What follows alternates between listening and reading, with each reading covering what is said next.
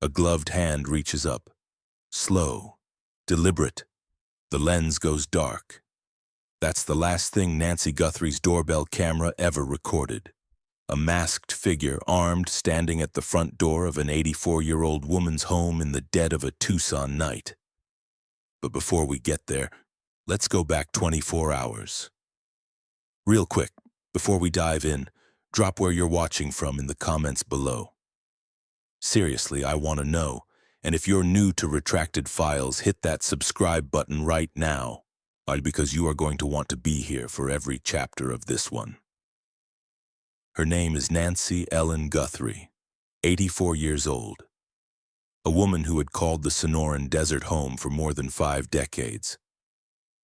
Long enough to watch saguaro cacti grow, long enough to bury a husband, long enough to raise 3 children in the dry Arizona heat and call it a life well lived. She lived alone in the Catalina foothills, an unincorporated stretch of land north of Tucson, where the homes sit far apart, where the driveways run long, and the Santa Catalina Mountains loom over everything like a silent witness. It's the kind of neighborhood that looks peaceful on a real estate listing. Big lots, desert landscaping, mountain views. But at night the foothills get quiet in a way that city people don't fully understand. Long stretches of road with no streetlights, no foot traffic, no one watching but the dark. Nancy was sharp. Everyone said so. Sharp as a tack, neighbors and family repeated, almost like a reflex.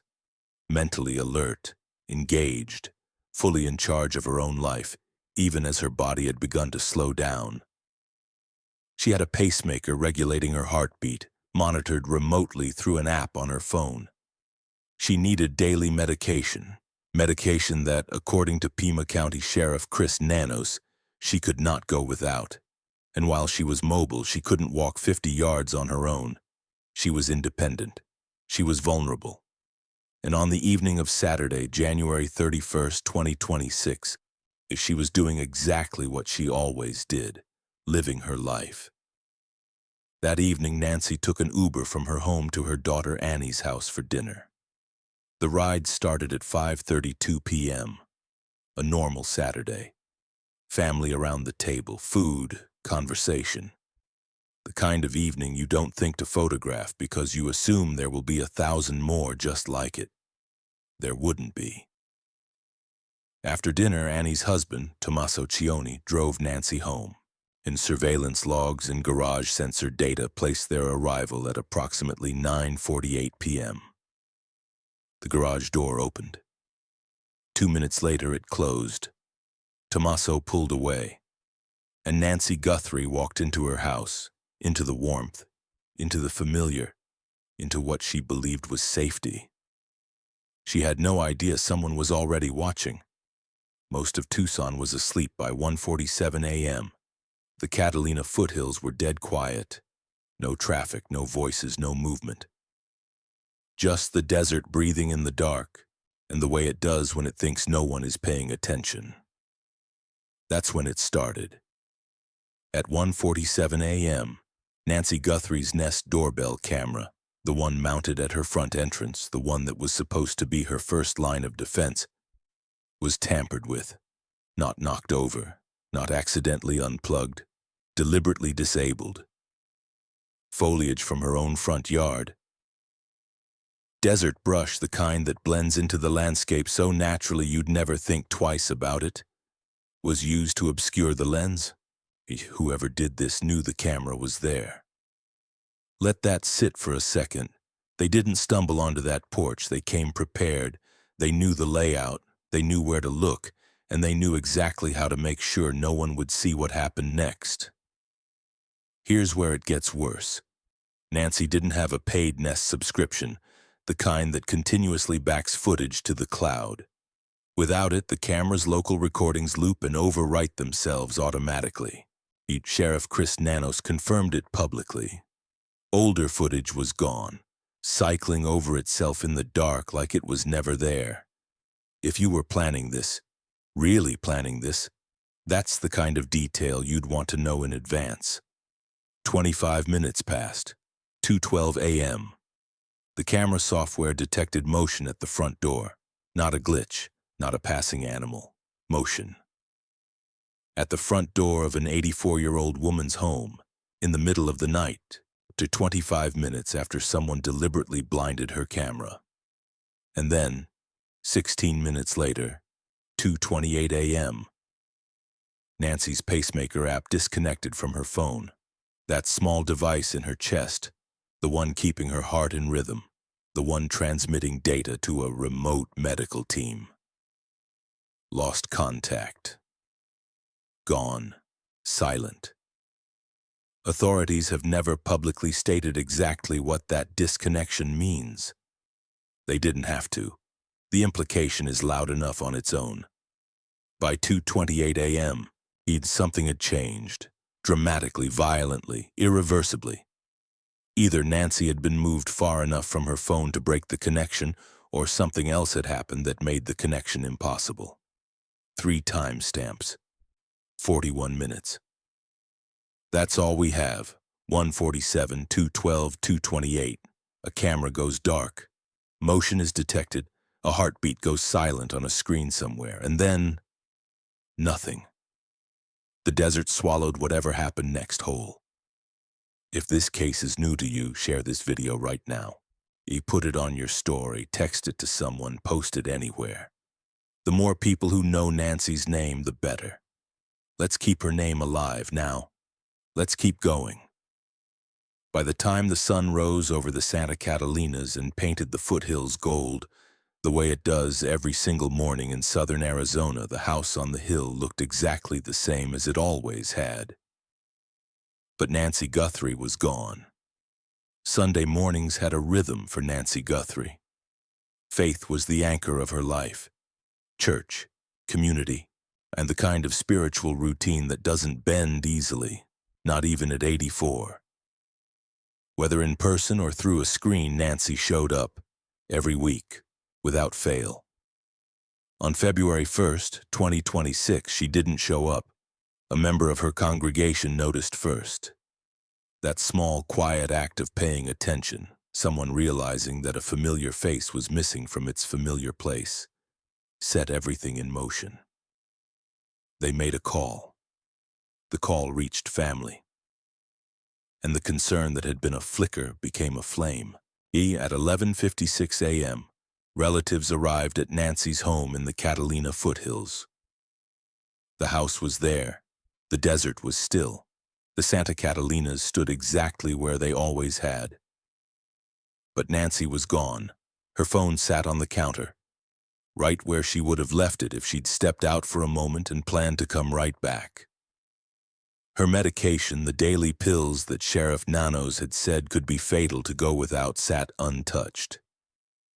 No purse grabbed in a hurry. No note, and no sign that she had chosen to leave.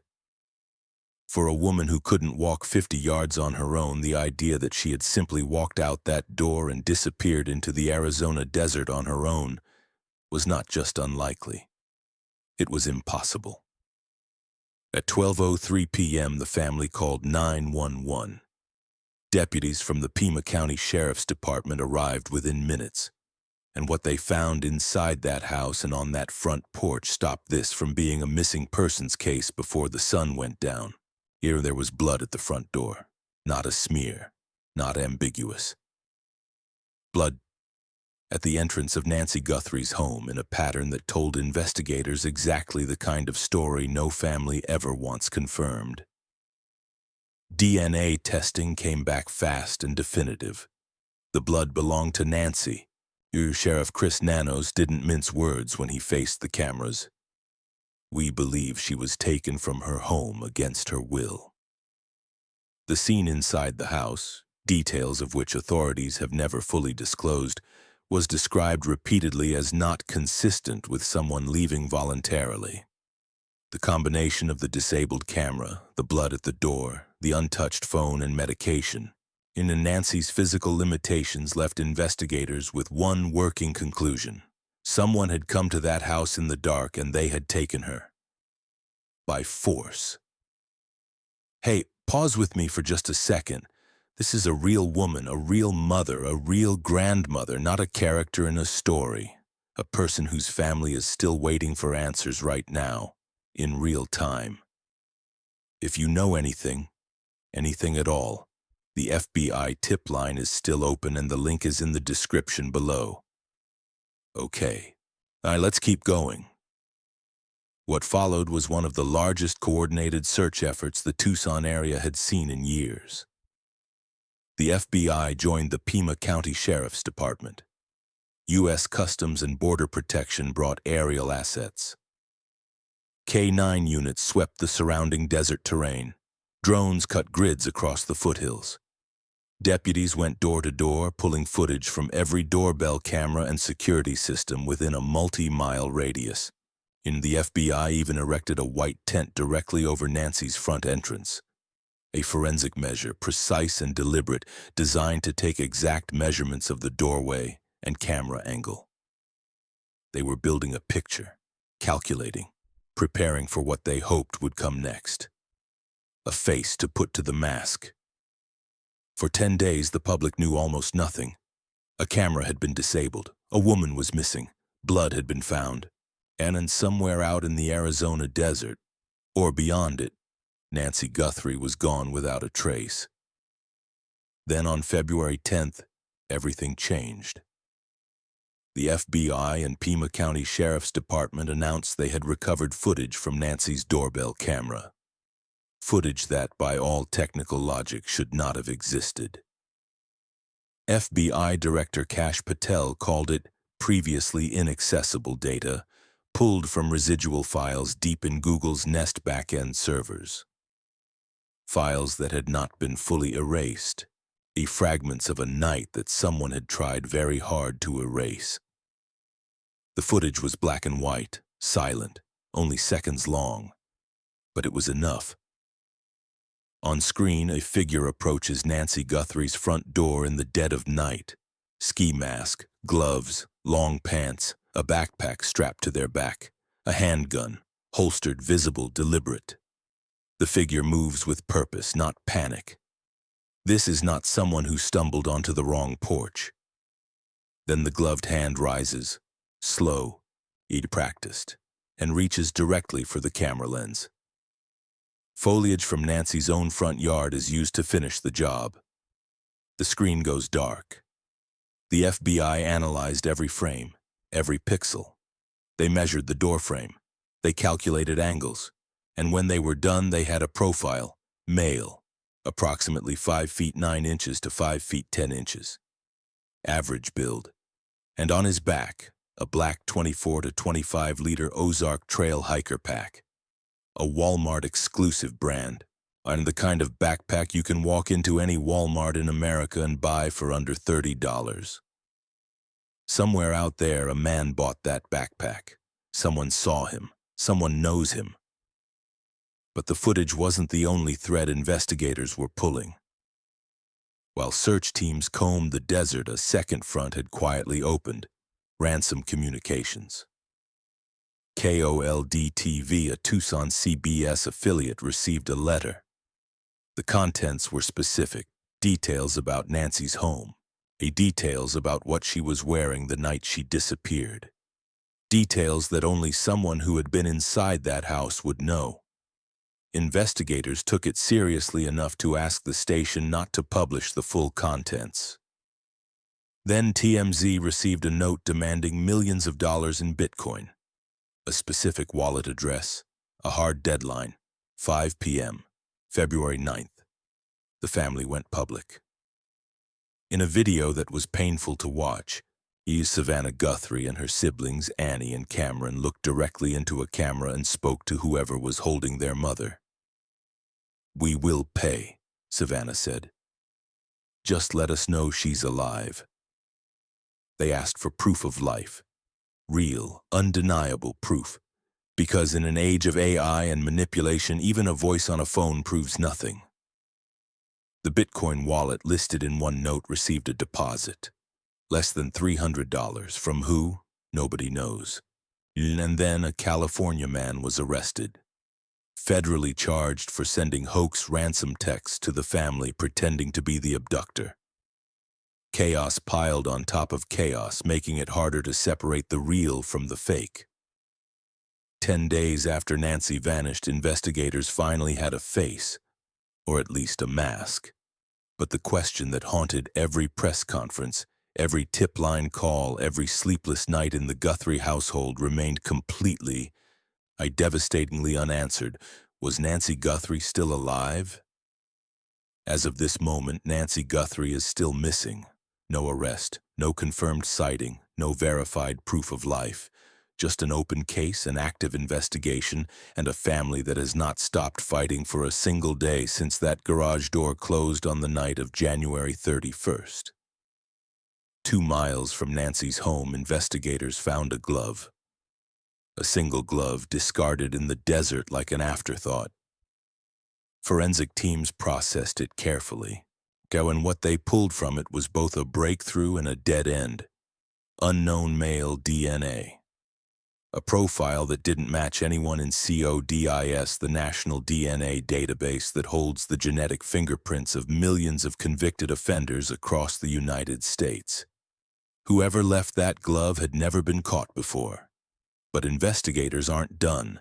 They are now exploring genetic genealogy. The same cutting-edge science that unmasked the Golden State Killer after decades of silence.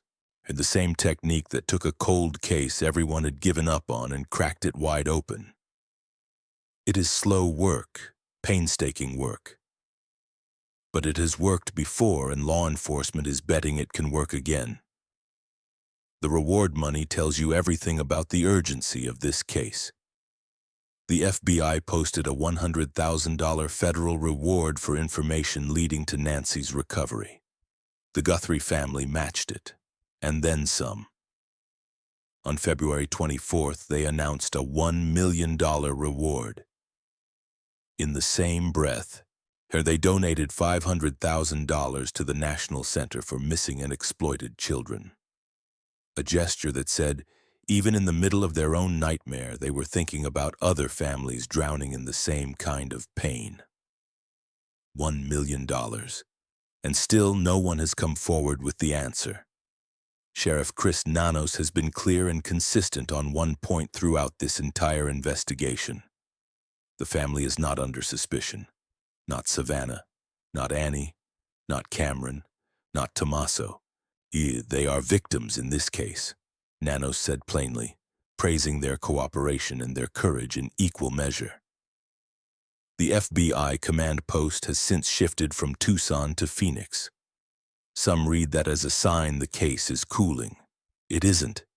It is a transition from the frantic, around-the-clock emergency phase into the longer, harder, more methodical work of a major federal investigation. The kind that doesn't make the news every day but never actually stops. Somewhere, a masked man knows what happened on that porch. Somewhere a backpack sits in a closet or a dumpster or the back of a truck. Somewhere someone knows something, a detail, a name, a face that doesn't quite fit the alibi they were given. Nancy Ellen Guthrie is 84 years old. She is a woman of faith, a mother of 3, a grandmother, a neighbor, a fixture of the Tucson desert for more than 50 years. She is not just a case number. She is not just a headline. She is someone's mother, and she deserves to come home. If you've made it this far, you already care about this case, and that matters more than you know. Share this video, leave a comment, and if you have any information, no matter how small it seems, please contact the FBI tip line. The link is in the description. The Guthrie family is still waiting. Law enforcement is still working, and we will keep saying her name until there is an answer. Nancy, we haven't forgotten you.